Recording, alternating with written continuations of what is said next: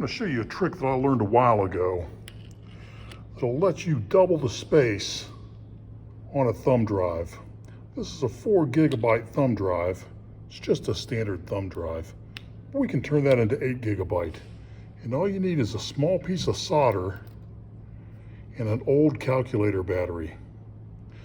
Now, the first thing you have to do, hey, I've been looking for that. This looks like my chuck key for my drill, but it wasn't this big. Huh. I wonder if it'll fit my drill. Maybe my drill got bigger too. What was I doing?